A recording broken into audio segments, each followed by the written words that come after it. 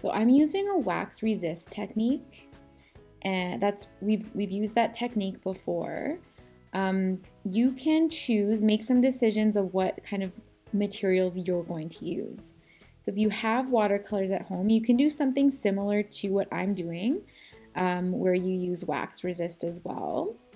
Or if you would rather just use maybe watercolors and markers, that would work as well. I am aiming to have the person be orangish red, and my background will be black. And I think that's the easier way to do this. Having the person being all black is quite difficult because it's like reverse.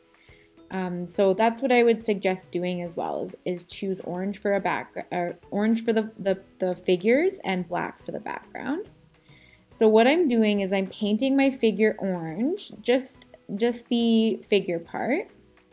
So just the person, and I will do the background with black watercolor paint.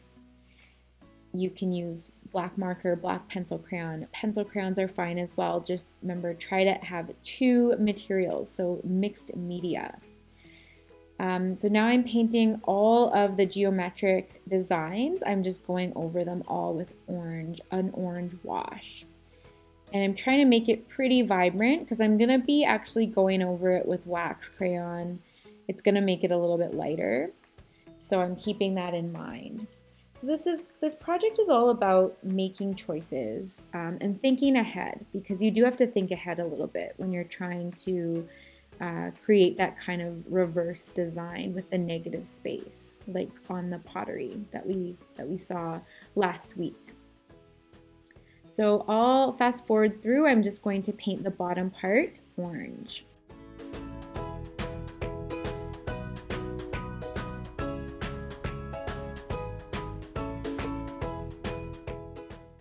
All right, and I am complete. I've finished painting almost my figure and my geometric area orange, and then I let it dry.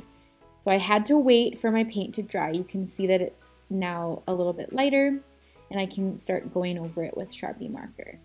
So what I'm going to do is I'm going to use a fine tip Sharpie and also a regular Sharpie, and I'm just going to outline my figure.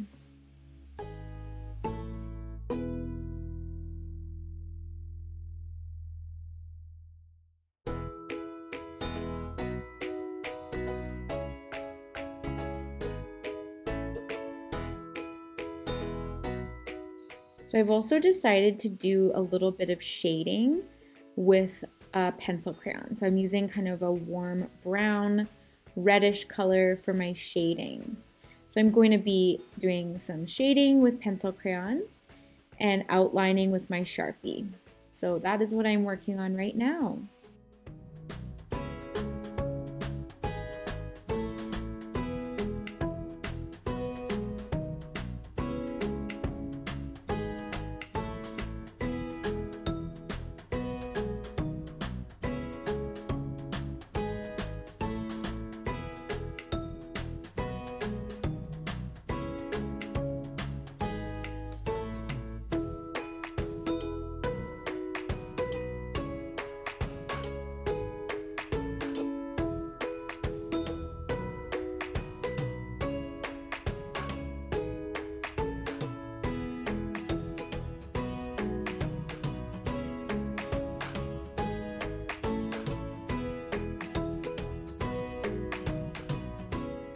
All right, so now I want to do the black background. So I don't want to have to painstakingly, carefully paint around.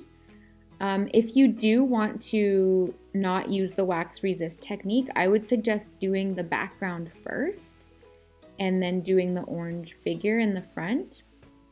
But if you're gonna do similar to what I'm doing in this video, then you can use the wax resist technique. So I'm basically coloring over the work that I just did, so all the shading and the painting and the outlining, and it's kind of giving this like light overlay, which to me makes it look kind of cool. I think it looks kind of cool and it looks old, which is kind of the effect that we're going for.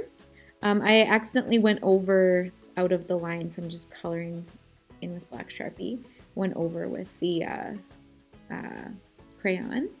So I'm going to cover my figure as well as those speech bubbles in the background. I'm going to cover them with wax crayon. And that's because I don't want black paint to go over them. So that's what I'll be doing. I'll fast forward and speed up. So I've worked really hard on drawing this figure, so I don't want black paint to like go through in any areas that I don't want.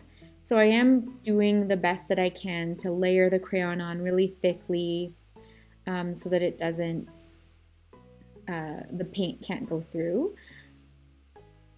There are things you can buy that are called masking fluid that do the same thing, but they're a little bit easier to use.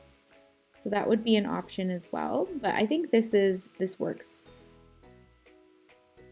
Okay, so I'm ready to go with the black paint now. So I'm just mixing a black wash, and I'm not gonna paint with strokes like just going right over my drawing, because I know I am gonna have some paint that's gonna sort of stay there. It's gonna have like little beads. So I'm just gonna kind of paint around the areas, and I can wipe off those little beads of paint after if I want, or I can choose to leave them on because again it makes the artwork look kind of like old, like Greek pottery. So let's zoom in and have a look.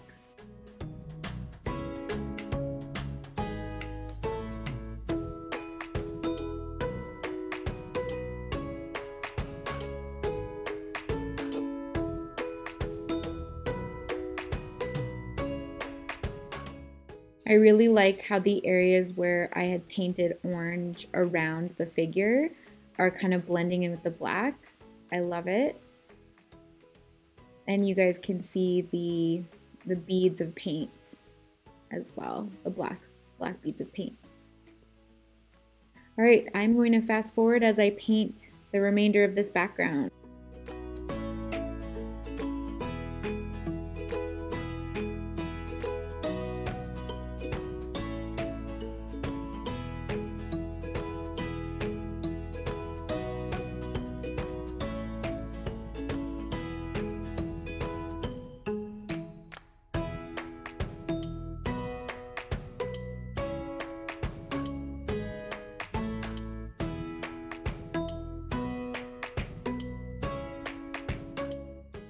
Okay, now I'm grabbing my wax crayon and I'm gonna draw some patterns on this orange area with my wax crayon. I'm not gonna do all of them because I'm planning on going over some of them in marker, but I want to have some variety, not just marker and watercolor. So I'm gonna go color in some of those patterns with my white wax crayon.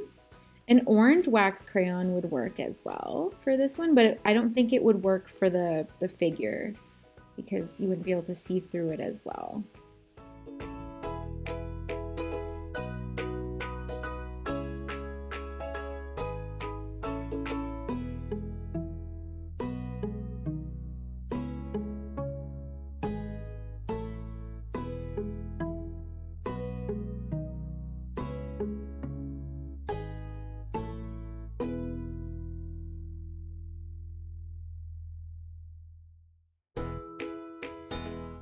Okay, now I'm going to continue the same process where I'm just painting over with watercolor paint.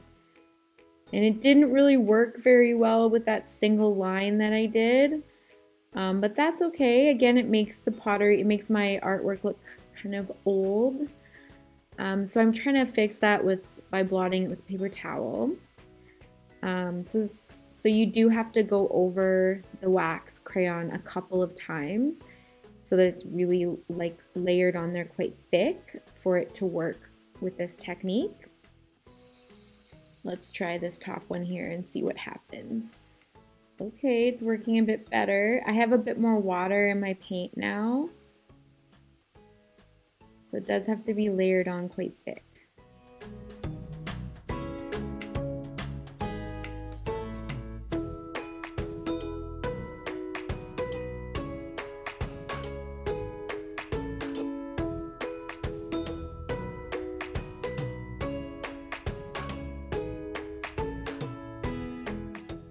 All right, so I'm done my wax resist technique. And now I'm gonna go in with my Sharpie marker to kind of outline the whole vase. And I'm gonna outline on top of the remainder of the patterns. So I have some that are done with wax resist, and I have some that are done using Sharpie and watercolor. Some people get nervous, including me, when you have to do outlines with Sharpie. And so sometimes you might make a mistake or your line might look wobbly. And if that happens, then you can just kind of make your line thicker, kind of like what I did at the bottom there. That is what I suggest, that is what I do. All right, we're switching over into time-lapse mode. So I'm just going to be outlining the remainder of my vase. I'm using a thick Sharpie and then a finer tip for some of those patterns.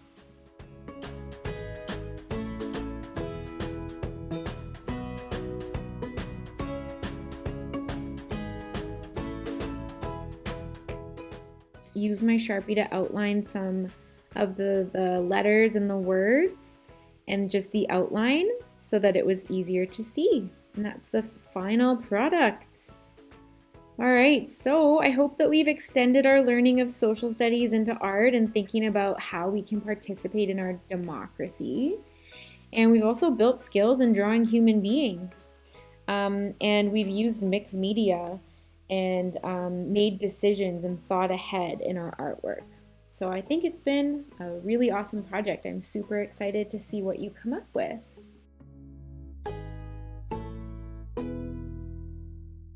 Thanks for watching.